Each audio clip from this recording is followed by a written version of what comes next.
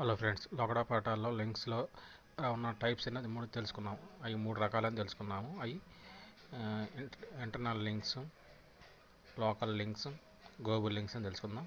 ఇప్పుడు ఒక్కో దాని గురించి తెలుసుకుందాం. ఫస్ట్ లోకల్ లింక్స్ గురించి తెలుసుకుందాం. అది ఎట్లా ఒకసారి చూద్దాం. ట్యాగ్ ఇస్తున్నాను.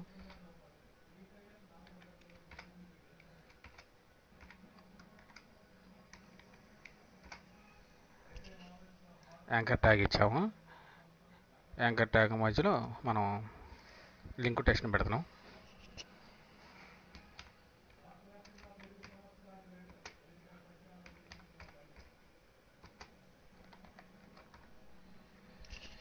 లింక్ టెక్స్ట్ పెట్టాం.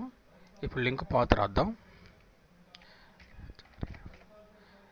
Hyper reference text equal to ఇందులో పాత్ రాయాలి. పాత్ రాసేటప్పుడు మనం ఒకసారి నాకు ఫోల్డర్లోకి చూద్దాం. ఇది చూడండి, నాది మై కంప్యూటర్లో ఎఫ్ డ్రైవ్లో వెబ్లో ట్యూటోరియల్లో ఉన్నాను. ఈ పాత్ తీసుకుంటున్నాను. Copy path. ఈ పాత్ తీసుకున్నాను. పబ్లిక్. ఇందులో మనం ఇందులో డివి అని ఉంది చూడండి, లేకపోతే ఏదైనా పెట్టుకోవచ్చు. మనం డివి అని HTML పెడుతున్నాను. .html ఒకసారి సేవ్ చేసి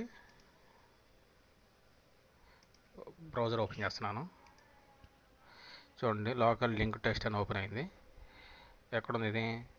వెబ్లో ట్యూటోరియల్లో లింక్ టెక్స్ట్ వెబ్ HTMLలో ఓపెన్ అయింది ఇది మనకి. ఇప్పుడు దీని ద్వారా మనం లింక్ టెక్స్ట్ని ఓపెన్ చేస్తున్నాం. చూడండి, ఇక్కడ చూడండి, డివి HTML ఓపెన్ అయింది అనమాట. అంటే లోకల్ మనం ఉన్న వెబ్ పేజీలని, కరెంట్ సైట్లో ఉన్న వెబ్ పేజీలను ఉదాహరణకు ఒకటి లింక్ ఇచ్చుకోవడానికి ఈ ట్యాగ్ ఉపయోగపడుతుంది అనమాట.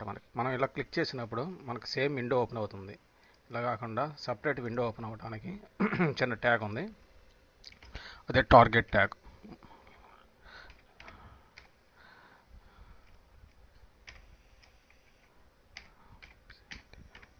బ్లాంక్. సేవ్ చేసి చూద్దాం. రిఫ్రెష్ చేద్దాం. సపరేట్ విండో ఓపెన్ అని చూశారు కదా, ఇదనమాట. మనం టార్గెట్ ట్యాగ్లో బ్లాంక్ చేయడం వల్ల సపరేట్ విండో అవుతుంది. ఇది కాకుండా బ్లాంక్ కాకుండా విండో అని కూడా ఇవ్వచ్చు.